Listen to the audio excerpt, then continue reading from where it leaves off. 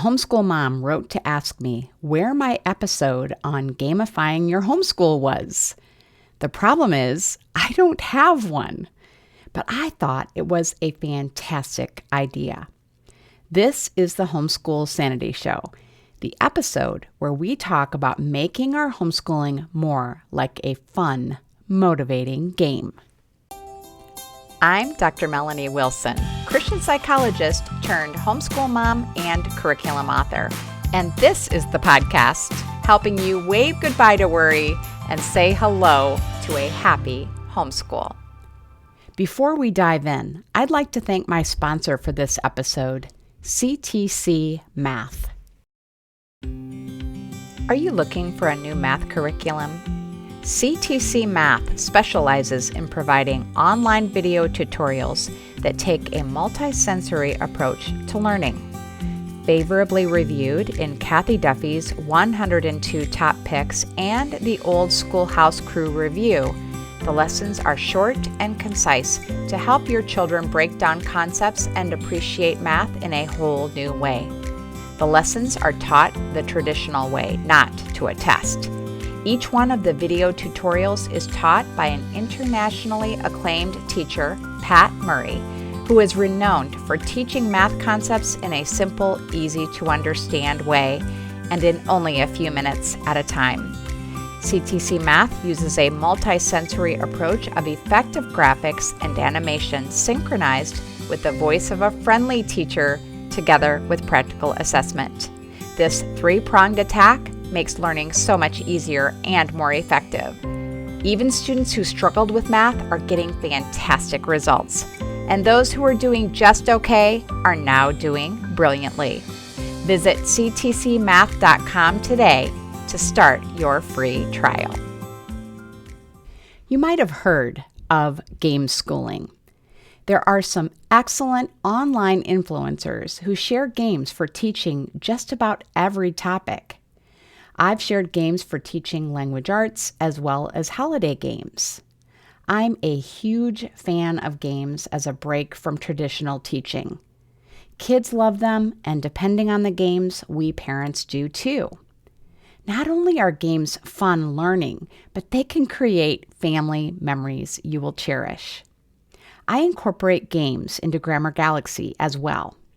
I particularly like active games because they're a welcome break for active kids. The fun involved in a game releases dopamine in the brain, which aids in retention of the material. I will link up some Gameschooling resources for you in the show notes. Gameschooling is great, but there is more to gamifying your homeschool than simply adding educational fun games to your curriculum.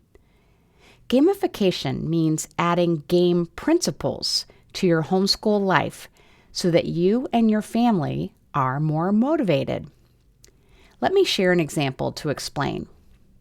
Imagine that you were invited to play a card game. There are many rules. You must play certain cards for points, but there are other cards that will cost you points. You begin trying to play to earn points, but you forget and play some cards that cost you points. There aren't any written rules to refer to. After some time goes by, you ask how you're doing in the game. Are you ahead, behind, winning, or losing?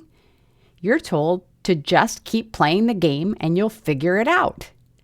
New rules seem to be added to the game every turn that cost you points. When you make what you think is a play that will earn you lots of points, you're told that you can't make that play now. My kids have had me play a card game just like this. I reminded them of this game over Thanksgiving and asked them for the name of it. They couldn't remember. Maddening. I hated the game and never wanted to play it again.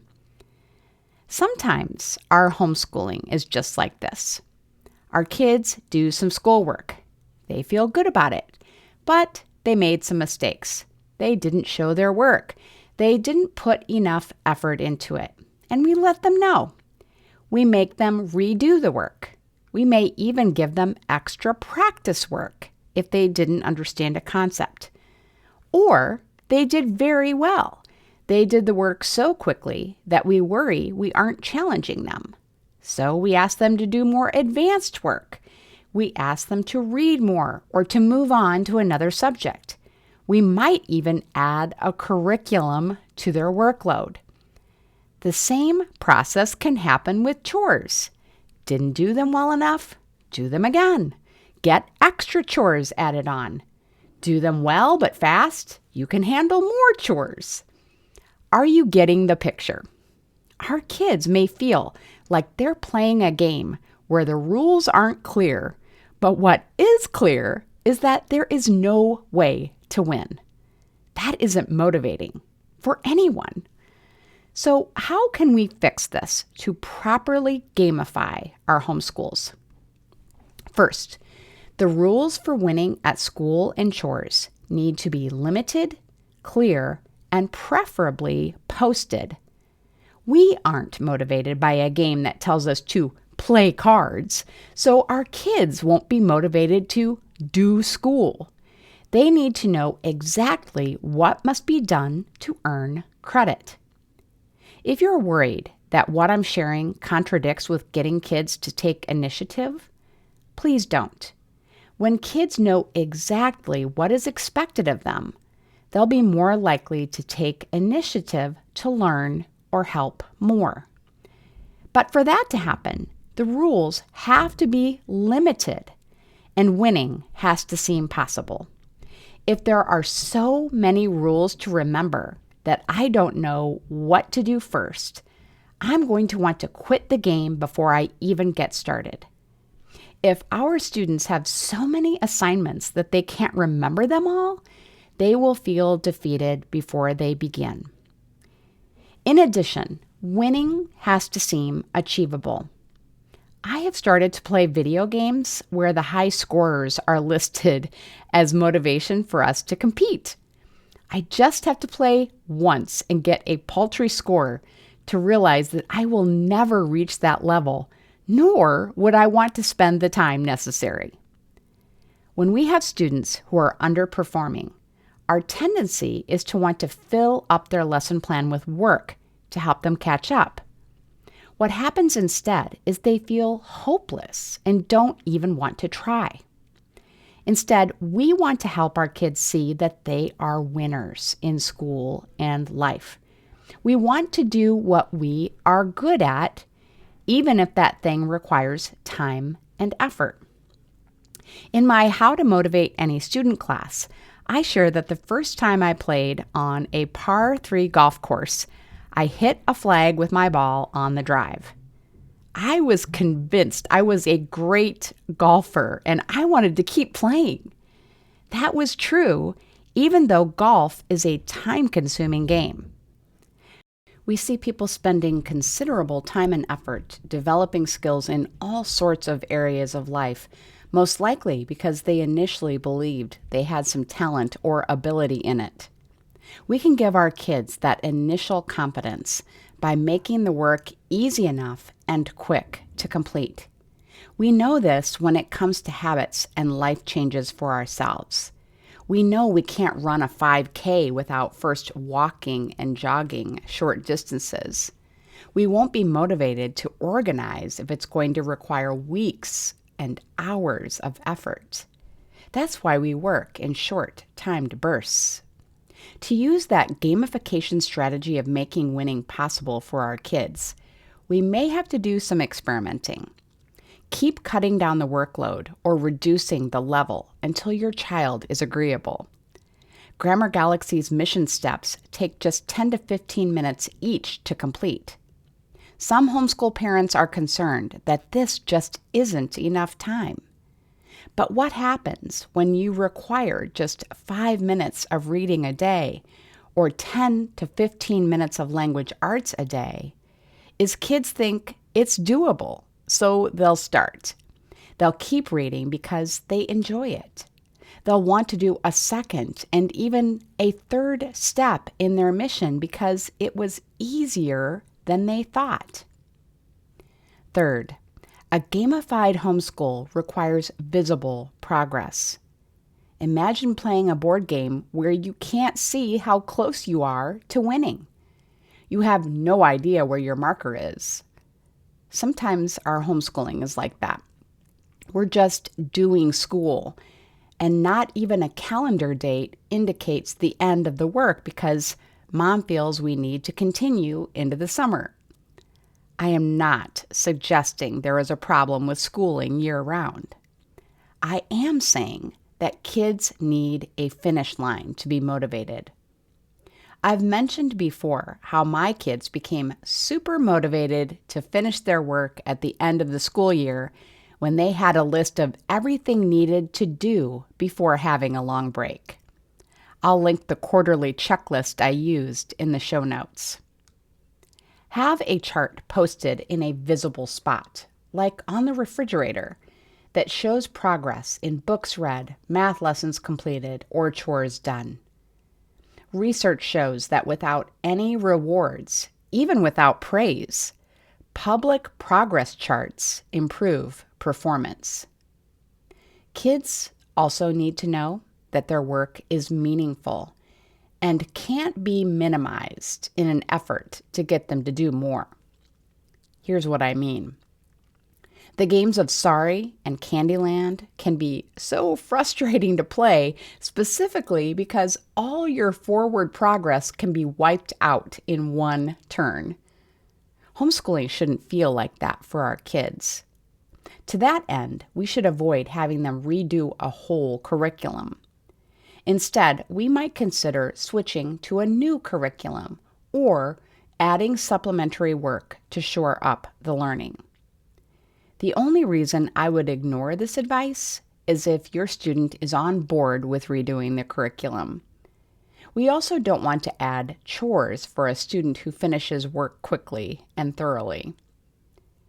The final thing a gamified homeschool requires that I'll discuss today is the unexpected.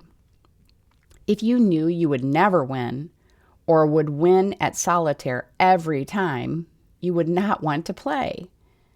Variety is the spice of life, and it's what makes games fun. I am a big believer in routine. We do our best work and are likely to be well rested with a predictable schedule. But we all need some spontaneity too. Instead of having a regular game day, you could announce that you're going to spend the afternoon playing board games. Cut your students' workload in half after assigning it. Go on a surprise field trip. Watch educational movies instead of doing the scheduled lessons. Do fun science experiments. Invite friends over to play. Do your school routine backwards. Even have kids put their clothes on backwards if you would like. Put one of your students in charge for the day. Use shopping and cooking as school. Turn your chore list into a randomized game. Roll the dice and do the chore with that number. List some topics your kids are interested in. Roll the dice and study the subject that comes up for the day. Have slips of paper with surprise activities or breaks in a jar, and let your child choose one when the mood strikes. You can also use a randomizer app on your phone for this purpose. As long as these surprises don't become routine, kids will feel like they are playing a game in being homeschooled. Of course, learning is its own reward, but some of our habits can minimize the natural motivation of homeschooling. When we make the rules for winning clear, when winning seems achievable, when kids see visible progress, and when they regularly experience the unexpected, we have gamified our homeschools and will likely have more homeschool sanity. To find the links to the resources mentioned, go to homeschoolsanity.com/gamify. Thanks again to CTC Math for sponsoring the podcast. Have a happy homeschool week and a very Merry Christmas to those listening this third week of December. Thank you for joining me on the journey to homeschool sanity. I would love to continue the conversation. You can find me on social media at Homeschool Sanity. And if you haven't heard it lately, let me remind you, you're doing a great job. This has been a production of the Ultimate Homeschool Radio Network.